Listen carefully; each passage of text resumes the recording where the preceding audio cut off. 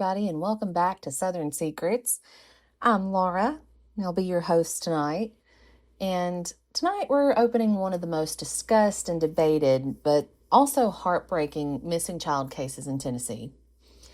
And this is going to be the disappearance of Summer Wells.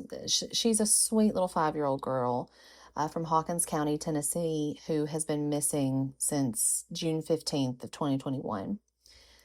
Now, chances are you've heard this case before or you've seen it, on Facebook, you've watched documentaries, and you've probably heard the countless theories about what has happened or could have happened. Some people are convinced that Summer wandered away and others believe she was abducted. And some believe someone close to her knows exactly what happened.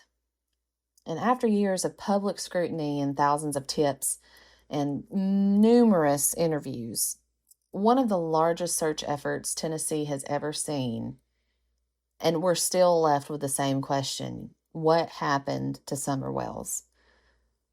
But before we start discussing theories and suspects and speculation, we're going to do something a little different. We're going to go back to the beginning, and we're going to open this case file. Because one of the biggest problems with this investigation is that the facts have become buried beneath years of rumors, social media debates, and misinformation.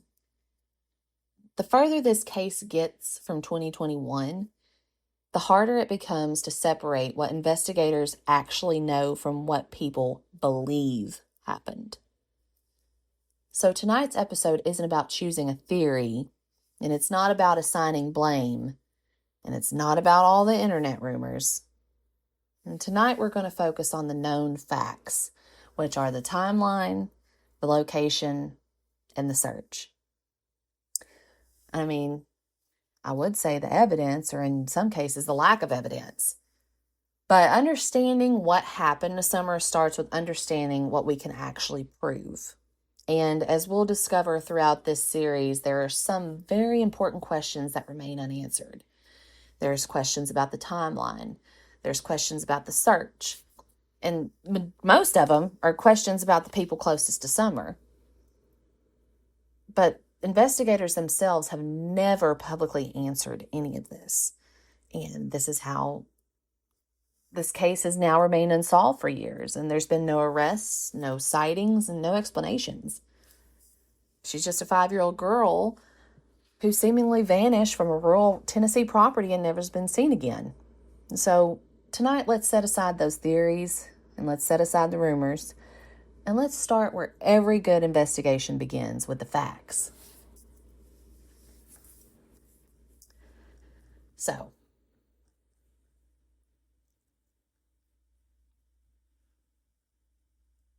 it's June 15th, 2021. Summer Moon Utah Wells goes missing. She's a 5-year-old girl from the Beach Creek community in Hawkins County, Tennessee. Now, this is going to involve the TBI, which is the Tennessee Bureau of Investigation, the Hawkins County Sheriff's Office, and the FBI, which, as we know, is the Federal Bureau of Investigation. And so why this case matters is that few Tennessee cases have generated as much public attention as the disappearance of Summer Wells. And over the last several years, thousands and thousands of theories have emerged. And, of course, with the routine, they involve abduction and an accident or, unfortunately, foul play. And despite nationwide media coverage, thousands of tips, and one of the largest search efforts in Tennessee, she still remains missing. But, again, we're here to discuss what is known and to establish kind of like that timeline. So we're going to build the foundation for this case. So where she's from, as we do our location analysis, is it's a very rural area in Appalachian, Tennessee. So again, we're dealing with mountainous terrain, woods, limited road access, driveways that are set far back off the road, and the residences are not right on top of each other. And her home sat on a hill that was above Ben Hill Road, which is in the Beach Creek community. And that property itself contained multiple structures and slopes, heavy tree cover, and very limited visibility in some areas. So this kind of geography becomes important when evaluating every theory presented later in this series, because this is going to be a multi-part series. Because when I tell you all, this case has a lot of twists and turns, y'all, you better buckle up. So on June 15th, 2021, in the morning, Summer had spent the day with family members, and they had gone out and run some errands. I think they went to like the grocery store, I think to the pharmacy, and then they concluded their day at a swimming area. Who was along with her was Candace Wells, who is her mother, Candace Bly, who was her grandmother, and then of course Summer. And this was all publicly, there's been photographs that have been released that did confirm that this is where they went, this is what they did, and this was who was around her, before her disappearance. So again, they went swimming. There were photographs and video, to prove that this outing did indeed exist. The significance of this stop is that investigators have been able to verify that she was alive and present during this period. Okay. So then, after they had concluded their day of swimming, and all their little errands and stuff, they went back home. Well, Candace, again, that's her mother, had, provided several statements. And she said that when they come back home, that Summer had helped her plant some flowers, and that she was outside, playing and doing, whatever kids do outside. And then she eventually went back inside the home. Now, at this time, the timeline becomes less certain. The timelines on this and throughout this whole thing drive me insane, because as we progress through this, the timelines eventually start not matching. But anyway, I digress. There has never been a publicly released minute-by-minute breakdown of this either. So with that not being available, this is again where this draws and creates significant speculation from the public. So according to Candace, Summer had gone toward the basement area of the residence, and then she reportedly went inside the basement. She said that, and it was Candace, later checked on Summer and discovered she was missing. Now, again, there's no timeline there. So the exact amount of time between these events remains unclear. And this is, again, one of the biggest questions is, how long did you realize? Did you even realize? Anyway, just keep a pin, and we're going to put a pin on our corkboard with this, because this again drives me insane. So the initial response was they realized that she was missing. So then the family members started searching the property. They couldn't find her. So then they called law enforcement. They come out there super quick, and they immediately started searching for her. They said, as in the investigators, so there was nothing indicating an abduction or an accident, animal attack, or that she just voluntarily left. So all those possibilities are still open. And then the search eventually expanded beyond a routine just missing child. They brought in everybody, any resource available, they brought it in. TBI, FBI, they had dive teams, aerial searches involving helicopters and drones, K9 units, and of course, obviously people on the ground. They were searching. And they searched everywhere.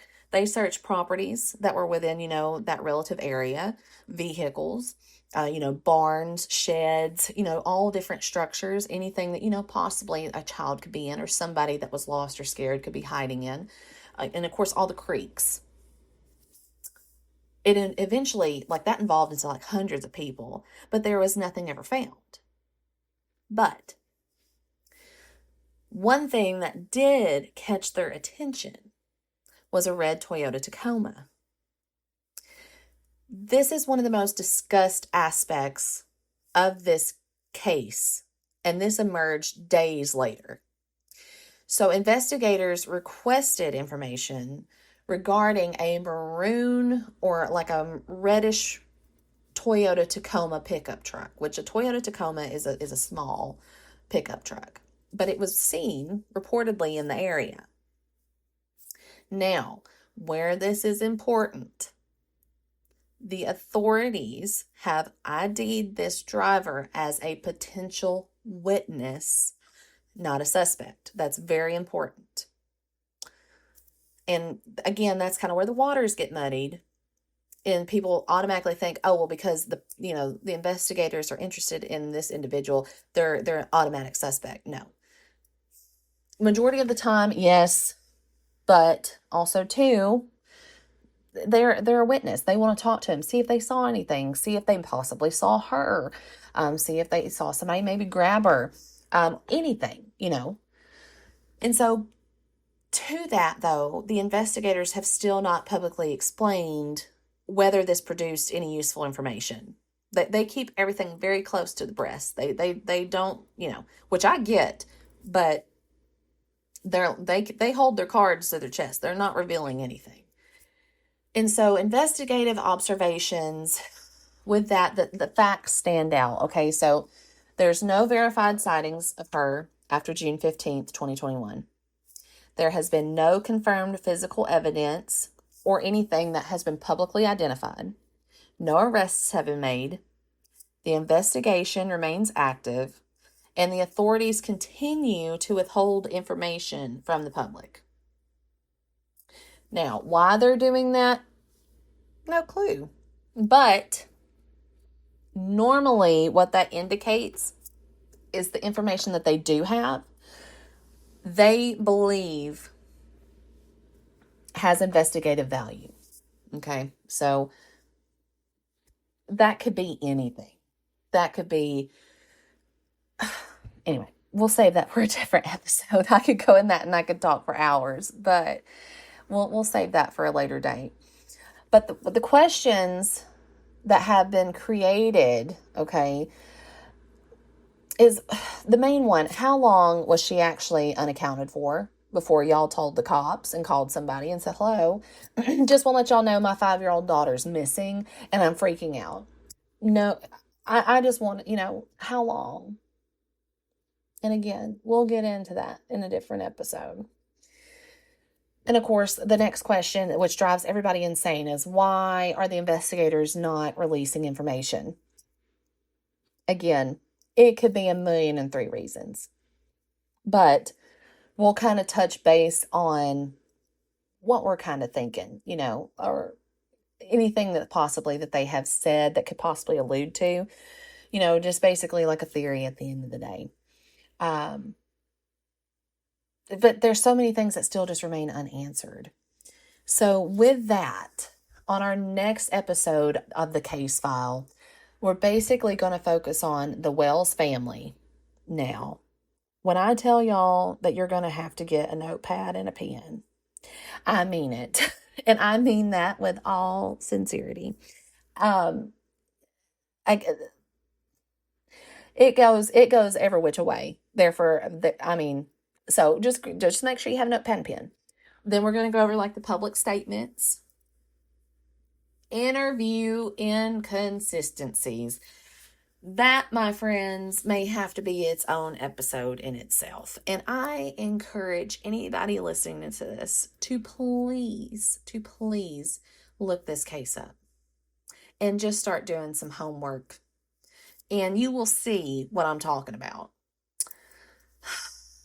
And then, unfortunately, as if things could not get any more strange, Summer had 2 brothers. Well, they have been removed from the residence and they have been put into foster care. Yeah. It doesn't make you feel too good when you read things like that. Obviously we don't feel too good knowing that this sweet little girl's missing, but then that her siblings that were left within the home are now have been placed into foster care and more than likely already adopted. Yeah. And then claims made online. I'm telling you, you could they're everywhere. Everywhere. You could read for hours and it will take a twist and turn. And as soon as you think that you're on a trail, it'll divert somewhere else. I'm telling you, it's crazy. So, again, what we want to focus on with this case file is always remembering that we have our facts and then our internet rumors. And we just want to make sure that those stay separate because it's so easy to just get lost. And I'm talking about lost in the sauce.